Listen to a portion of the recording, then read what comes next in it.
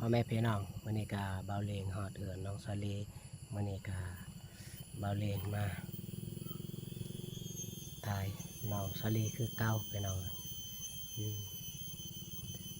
ไปเยี่ยมยามน้องว่าตอนนี้สบายดีอยู่บ่ กันอื่นครับ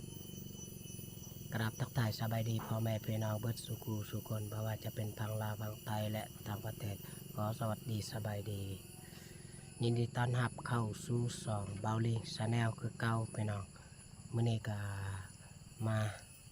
ถ่ายบรรยากาศเขตเอื้อนน้องสาลีคือเก่าพี่น้องมาเยี่ยมยามดอนและเบาเลงบ่ได้ไปหาน้องอันประมาณ 2-3 มื้อพี่น้องเอ้ยเบาเลงก็คาเฮ็ดเฮือนหมู่พี่น้องเอ้ย 2-3 มื้อนี่แหละสิไปถามน้องอันเรื่องอันนั้นน้ำไปหน่อยเอาก่อนอื่นก็ไปชมไปดูทำการไปเอาไปน้องเมกาเบาเลงสิถ่ายบรรยากาศเหตุเพื่อนน้องสลีคือเก่าไปหน่อยวันนี้ก็มาเบิ่งมาชมน้ำกันไปหน่อยโอ้ไปหน่อยห้องน้ำก็ยังบ่ตันได้เฮ็ดพี่น้องเอ้ยอันนี้ก็เป็นตัวอย่างซื่อๆพี่น้องถ้าเบาน้องมาก็เฮ็ดเลยพี่น้องเอ้ยเบาน้องก็บางทีเล่าก็พอเฒ่าบ่สบายแม่เฒ่าบ่สบายพี่น้องเอ้ยแม่นเราบ่อยากมาอัปเดตทางน้องสาลี FC ก็ให้เข้าใจแน่ทางเบาน้องก็หลายเวียกทางแม่เฒ่าเพิ่นก็บ่สบายแล้วก็มีเวียกอื่นๆอีกนำพี่น้องวันนี้ก็เบาเลงสิท่าเบาน้องมาถ้าเบาน้องมาก็เฮ็ดเลยพี่น้องห้องน้ำพี่น้องอันนี้เบาเลงเฮ็ดเป็นตัวอย่างพี่น้องว่าแม่นเบาเลงสิเฮ็ดเลยมีแต่ตัวอย่างซื่อๆพี่น้องเบาลำแล้วก็ตัวอย่าง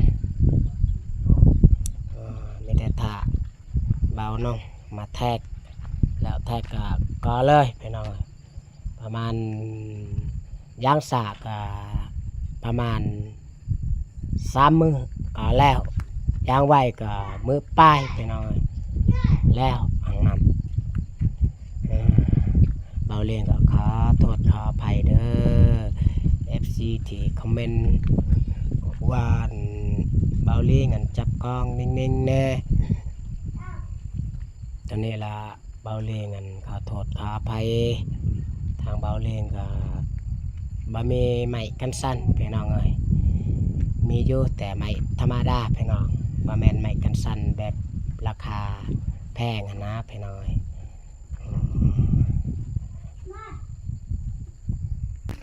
มาเบิ่งมาชมบรรยากาศพี่น้องน้องสลีสบายดีเด้อโดยสบายดีบ่าวเลียงโดยสบายดีพ่อแม่พี่น้อง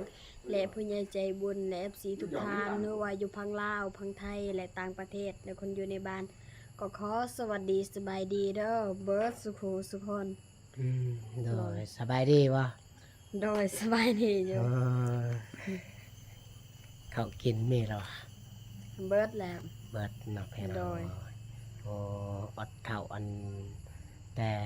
เมื่อวานมื้อซืนพี่น้องเราเรียนก็มามื้อนี้พี่น้องว่าสิไปซื้อข้าวกินให้น้องพี่น้องกินแล้วบ่ข้าวกินแล้วกินแล้วคนเจ้า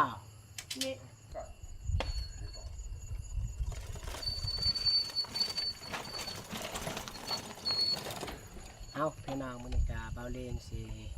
ไปซื้อข้าวกินพี่น้องเอ้ยสิออกรถไปซื้อ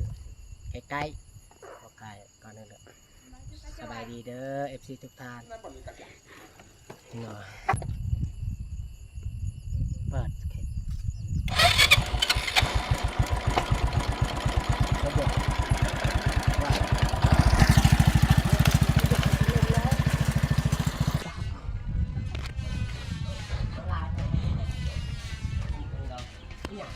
ว่าดูเฮ้ย จักได้จักบอดึงก่อนมาได้ก็ไม่แก้ใส่ข้างหน้าเลยว่าใส่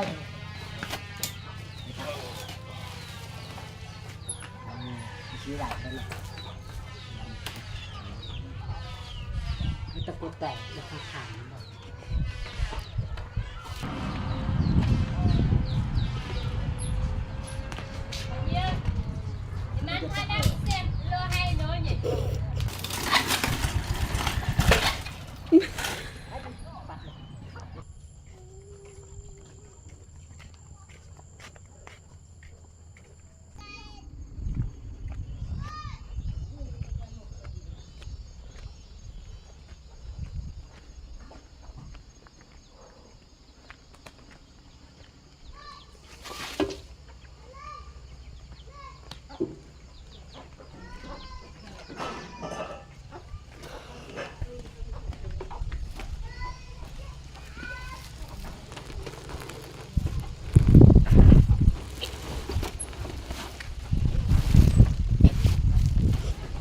ว่า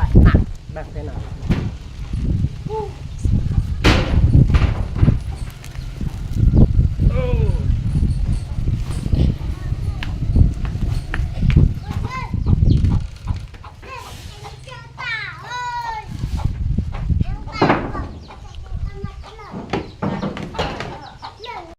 อันนี้ก็สีว่าเยอะเสียนะสบายดีเด้อ FC ทุกท่านมื้อนี้ก็เบาเลียงสิมอบเงินให้น้องซาลีพี่น้องซื้อข้าวซับหนึ่งถึกอยู่670,000พี่น้องยังเหลือ130,000พี่น้อง โดย ทางพ่ออรุณโอนมาให้ประมาณ 1,500 บาท เป็นเงินกีบเฮาก็ตกอยู่900,000พี่น้อง100,000ก็เบาเลี้ยงซื้อน้ำมันน้ำมูกพี่น้อง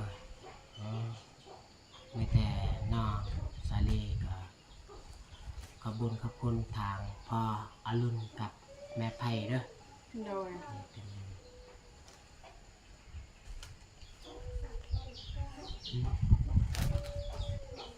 ขอบคุณทางพ่ออรุณเด้อ โดยก็ขอขอบคุณทางพ่ออรุณกับแม่ไพโดยที่ซัพพอร์ตอยู่ตลอดที่บ่ทิมบ่ปะที่เป็นห่วงเป็นใยก็ขอให้พ่ออยู่ดีมีแห้งความเจ็บบ่ให้ได้ความไข้บ่ให้มีขอให้หังให้มีให้ร่ำให้รวยแห้งๆปังๆตลอดสัตว์ตลอดปีอย่าเจ็บอย่าจนเด้อพ่อเด้อแม่เด้อหรือว่าปรารถนาสิ่งใดก็ขอให้ได้สิ่งนั้นสมการปรารถนาไปใส่มาใส่ก็ขอให้มีทุกคนฮักคนหอม นอนให้ได้เงินหมื่นตื่นให้ได้เงินแสนสมการปรารถนาไปหอดจอดที่ถึงหรือว่าเฮ็ดธุรกิจงานอีหยังก็ขอให้หลาบลื่นทุกศาสตร์ทุกปีเด้อพ่อเด้อแม่เด้อขอให้พ่อสอยเจ็บไวๆเด้อเป็นกำลังใจเด้อพ่อสู้ๆเด้อพ่อสาธุ ขอบคุณทางพ่ออรุณกับแม่ไพที่โอนมาเงินที่โอนเงินมาให้ทางเบาเลียงในครั้งนี้มาสะพานบุญให้น้องสาลีก็ขอให้พ่อกับแม่อยู่ดีมีแห้งความเจ็บบ่ให้ได้ความไข้บ่ให้มีขอให้หังให้มีให้ร่ำให้รวยให้แห้งปังๆตลอดชาติตลอดปีเด้อพ่อสาธุ สาธุ ขอขอบอกขอบใจทาง FC ทุกท่านที่มาซัพพอร์ตซองเบาเลียงชาแนลคือเก่าพี่น้องขอให้ FC ทุกท่านขอบเจ็บบ่ให้ได้ความไข้บ่ให้มีขอให้หังให้มีให้ร่ำให้รวยแห่งๆปังๆตลอดชาติตลอดปีเด้อคลิปนี้ก็เบาเลียงสิจบเพียงสำนี้ขอให้